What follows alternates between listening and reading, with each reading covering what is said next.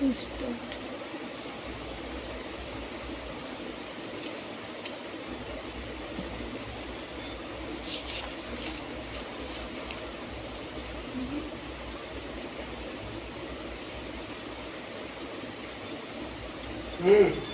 Good evening.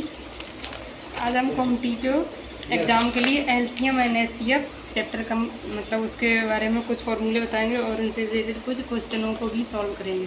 ठीक है, LCM HCF जो मतलब टीचिंग एग्ज़ाम में भी आता है और ये ऐसा चैप्टर है जो कि पुलिस हुआ, जैसे एनबीएस हुआ, केवीएस है, जिसका जो टीचिंग एग्ज़ाम होते हैं उनके जनरल पेपर में 8 या 10 नंबर के क्वेश्चन आते हैं इसके। और जो अदर कॉम्पिटिटिव एग्ज़ाम होते हैं उनमें ये कभी कभी थोड़ा ज़्यादा आ जाता है, जैसे 10 नंबर का आ जाते हैं इसके, 10 नंबर का आता है या 15 का।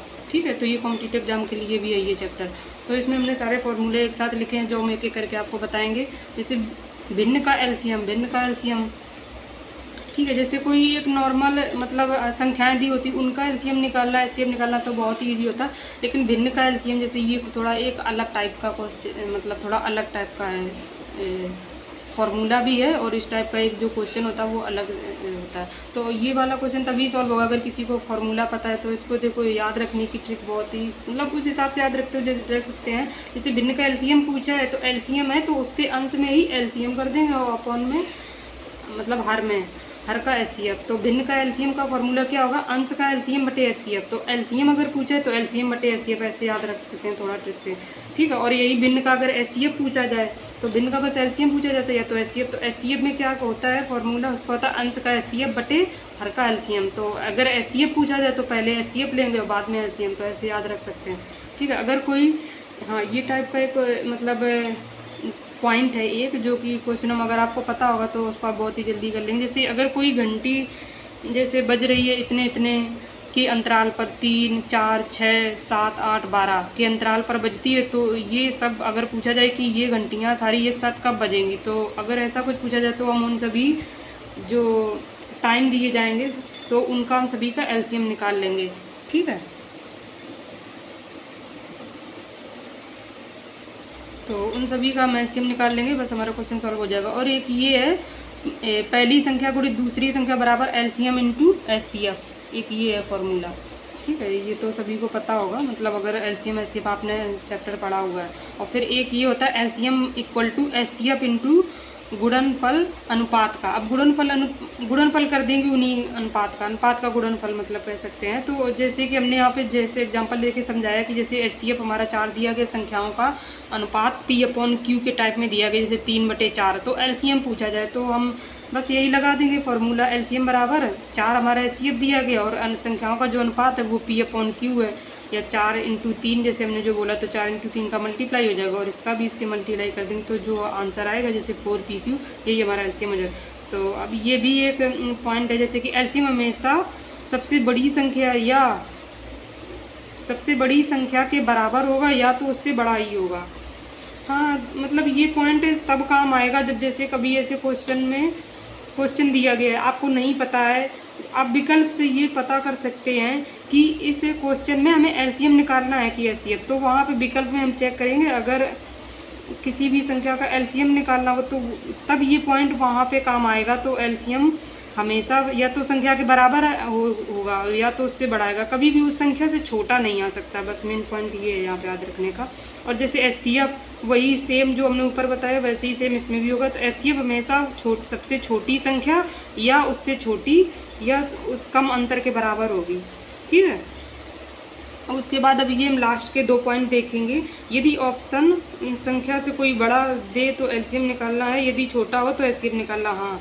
हाँ, तो इसमें भी वही पॉइंट जो हमने अभी ऊपर बताया है आपको कि जैसे एलसीएम आपको नहीं पता चल रहा है, जैसे बहुत सारी संख्याएं दी हैं तो आपको नहीं पता चल रहा है कि एलसीएम निकालना है कि एचसीएफ। तो ऑप्शन में अगर कोई बड़ी संख्याएं दी हैं तो हम समझ लेंगे कि उसमें एलसीएम निकालना है या उसके बराबर हो, और अगर उससे छोटा है या उसके कुछ बराबर है तो वहाँ पे हम ये एचसीएफ निकालेंगे। ठीक है, ये ऐसे ही कुछ पॉइंट हैं जिनसे आप थोड़ा अगर इनको याद रखें तो आपको क्वेश्चन सॉल्व करने में आसानी होगी थोड़ी सी। तो मासा हमेशा दी गई संख्या तथा एलसीएम से कटता है। हाँ, ये वही बात है, जैसे अगर किसी भी संख्या का एचसीएफ अगर हम निकालेंगे तो वो उस संख्या से कट जाएगा और एलसीएम एलसीएम को भी मतलब डिवाइड करता है, वही करता है। जब किसी एक बिंदु पर मिलने की बात हो तो एलसीएम निकालता है, वही ऊपर वाली जो हमने बात बताई थी, ठीक है।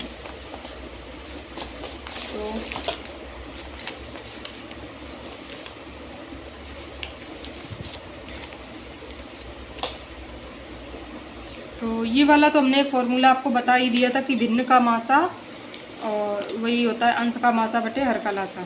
तो जैसे यही क्वेश्चन दिया गया, वह बड़ी से बड़ी संख्या ज्ञात कीजिए जिसमें 432 और यहाँ पे दिया गया है कुछ एक नंबर है, जैसे 450 1106 को भाग देने पर कोई शेषफल ना बचे। तो अब जैसे हमने निकाल लिया, अब ये विकल्प दिए गए, बताओ 3 होगा कि 4 होगा कि 1 होगा कि 4 होगा। तो हम एचसीएफ या तो आप एक मतलब जो हमको छोटी क्लासों में तरीका सिखाया जाता है, एक तो आप उस तरीके से एचसीएफ निकाल सकते हैं, और एक तो मतलब बहुत ही छोटा तरीका है जो कि हम बताएंगे आपको, जो मतलब विकल्प से आप चेक कर सकते हो। तो सबसे पहले लिख लेंगे 452 संख्या जो हमको दी गई है, और 784 लिख लेंगे, और 450 लिख लेंगे, और 1106 लिख लेंगे, ठीक है। इनमें से आप कोई भी 2 संख्या ले सकते हैं जिनका आप अंतर निकालेंगे। पहले आपका जो मन हो आप ले लीजिए। मैंने देखो ये लिया, जैसे 2 ले लिया, इसका अंतर 2 आया।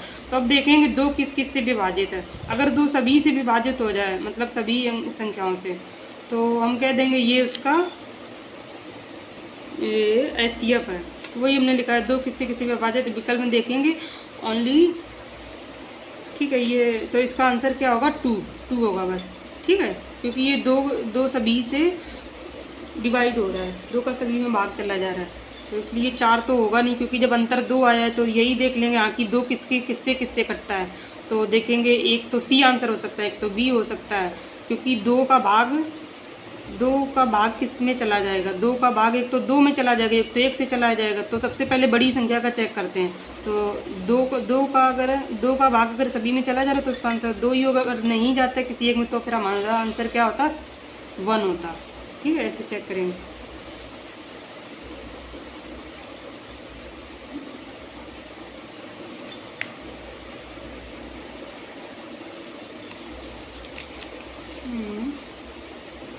ये वाला भी क्वेश्चन ऐसे का, चलो ये वाला एक और क्वेश्चन करते हैं।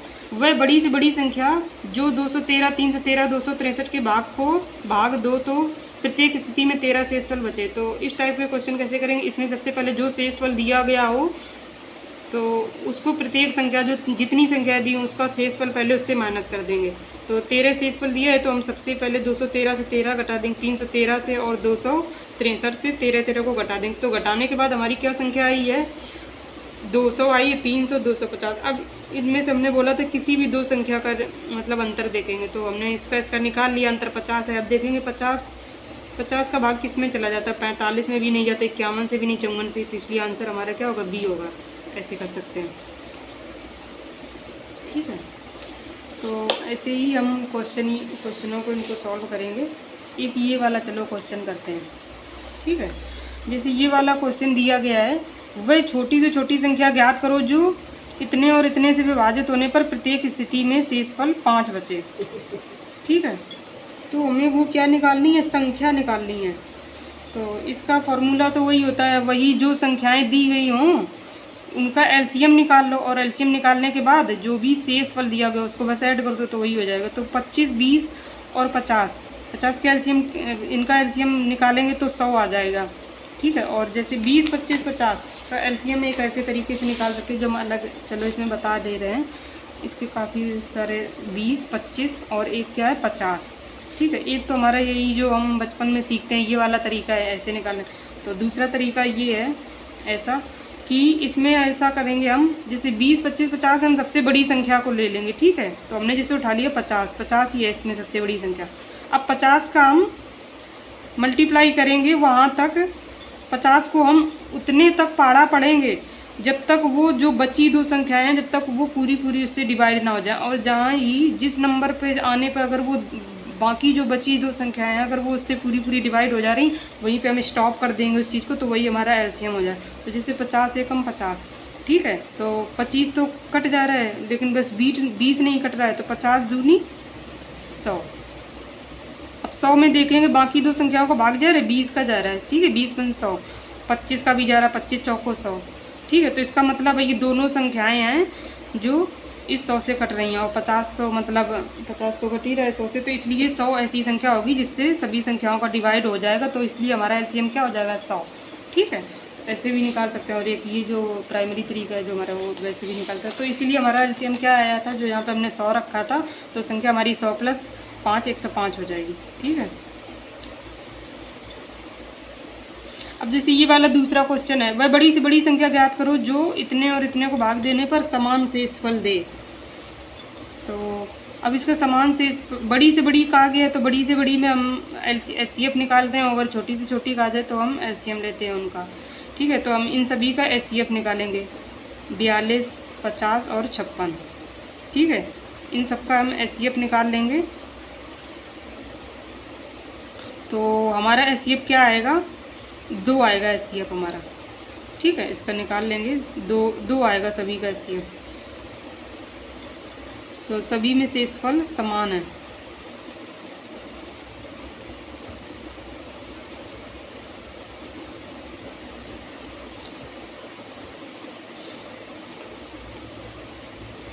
अच्छा हाँ, इसमें ये बोला गया है, ठीक है समझ गए। देखो हम यहाँ पे चलो आपको समझाते हैं, जैसे 42, 50 और 56। ठीक है, 42, 50 और 56। ठीक है, तो इसमें वो आपको बड़ी से बड़ी संख्या बतानी है, जिसमें वही बड़ी से बड़ी संख्या क्या, एचसीएफ, जिसका वही बड़ी से बड़ी संख्या का मतलब है एचसीएफ। तो वही एचसीएफ आपको बताना है जिसमें उसका भाग देने पर प्रत्येक स्थिति में समान शेषफल बचे। तो हमने पहले निकाल लिया 42, 50 और 56 का एचसीएफ निकाल लिया, तो हमारा एचसीएफ क्या आया, हमारा एचसीएफ आया, हम निकाल चुके हैं, तो हमारा 2 आया। तो 2 का इसमें भाग देंगे, देखो 21 आएगा, इसमें 2 का भाग देंगे तो 25 आएगा, इसमें 2 का भाग देंगे तो क्या 28 आएगा। तो मतलब देखो हम सभी में वह बड़ी से बड़ी संख्या का भाग दे रहे हैं, तो सबका शेषफल समान आ रहा है, क्योंकि ये सबका शेषफल जब इसमें इसका पूरा कैंसिल हो गया तो शेषफल क्या आएगा, 0 आया। इसका शेषफल क्या आया, 0 आया। ठीक है, इसका भी शेषफल 0 है, तो इसलिए उसमें वही अब वो कंडीशन फॉलो हो रही है जो उसने बोला था, देखो सभी में शेषफल समान है। तो अब जैसे ये वाला हमको क्वेश्चन करना है। ठीक है, वह बड़ी से बड़ी संख्या बताइए जो जिसको इतने इतने से भाग देने पर शेष भाग करके इतना शेषफल बचे। तो हम सबसे पहले क्या करेंगे, अगर बड़ी से बड़ी संख्या निकालनी हो तो सबसे पहले हम उन संख्याओं को उनसे माइनस कर देते हैं। जैसे 7 शेषफल बचे, 1057 में 7 को घटा देंगे तो 1050 बचेगा। 1661 में 11 को घटाएंगे तो जो भी आएगा 1650 है। 1259 में 9 को घटाएंगे तो 1250 बचेगा। ठीक है, ये और कौन सी संख्या किसमें, इसको इससे घटाएंगे, 11 को इससे और इसको इससे, क्योंकि सबका अलग अलग शेषफल बच रहा है। तो जो संख्या हमारी आ गई, अब हमारी आ गई 1050, 1650, 1250। अब देखेंगे इसका एचसीएफ क्या है, तो एचसीएफ इसका निकाल लेंगे। एचसीएफ इसका कितना है, 50 आएगा, क्योंककि 10 तो इससे देखो डायरेक्टली कॉमन दिख ही रहा है। 10 इससे घटा लो, 10 इससे कॉमन, तो सबका 10 तो हट ही गया। फिर 105, 165 और 125 का निकाल लो तो 5 और कॉमन है, तो 5 और कॉमन है, जो कॉमन मतलब एचसीएफ होता है, तो वही 10 × 5 50 हो जाएगा। तो हमारा एचसीएफ क्या हो जाएगा, 50।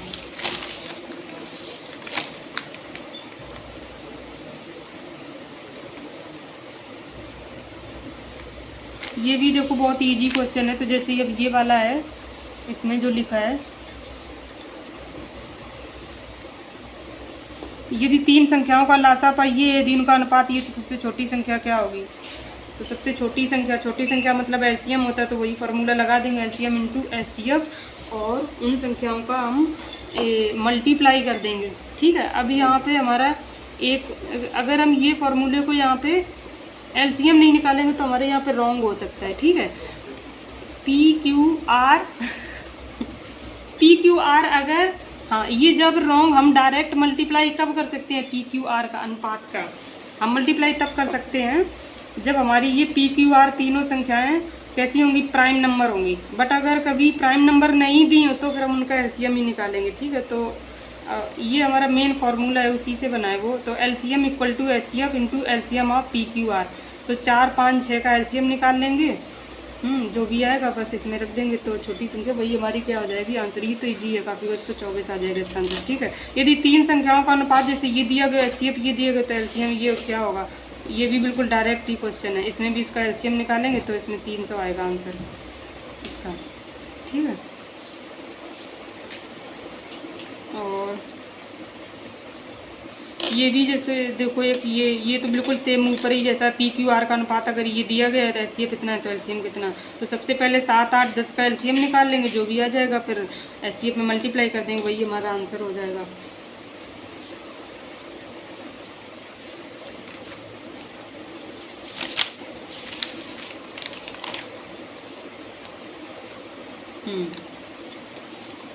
देखो हमने यहाँ पे इस क्वेश्चन में जैसे क्या हाईलाइट किया है कि एक दूध वाले के पास एक कैन में इतने लीटर दूध है, दूसरे कैन में 75 लीटर दूध है। तो वही पूछा गया, बस इसको लैंग्वेज में लिख दिया गया। तो थोड़ा देखने से ऐसा लग रहा है कि बहुत ही टफ होगा सवाल, बट इतना टफ मतलब जब इसको सॉल्व करेंगे तो बहुत ईजी है। तो वही एक कंटेनर में इतना दूध, दूसरे कंटेनर में इतना है, तो कंटेनर की अधिकतम क्षमता बताइए। अधिकतम मतलब एस बस इसका एस निकाल लो, वही हमारा आंसर है। तो आंसर क्या हो जाएगा 15। 75 और 45 का जो भी एस आएगा, एस का 15 हो जाएगा आंसर, ठीक है। तो ये वाला देखो एक थोड़ा सा नया सवाल है जो हमने अभी नहीं कराया। जैसे दो संख्याओं का एलसीएम एचसीएफ का योग ये दिया गया है, ठीक है। कितना है 25, 20 है। और एलसीएम कितना दिया गया, एलसीएम एचसीएफ का 20 गुना है, ठीक है। तो एक तो हमको ये जो दिया गया है मतलब ऐसे ही सॉल्व कर दो, यहाँ से बस उसको ये वाली वैल्यू इसमें रिप्लेस कर दो तो हमारा यहाँ से एलसीएम आ जाएगा और एलसीएम अलग आ जाएगा और एचसीएफ भी हम यहाँ से अलग अलग निकाल सकते हैं। फिर उसके बाद वो वाला फार्मूला रख देंगे, एलसीएम इंटू एचसीएफ बराबर पहली संख्या गुणे दूसरी संख्या। तो वही वाला हाँ फार्मूला लग जाएगा तो हमारी वहाँ से दूसरी संख्या आ जाएगी। दूसरी संख्या आ सकती है हाँ, क्योंकि पहली संख्या दी गई, उसने कह दिया कि एक संख्या 480 है तो दूसरी संख्या क्या हो जाएगी, ठीक है।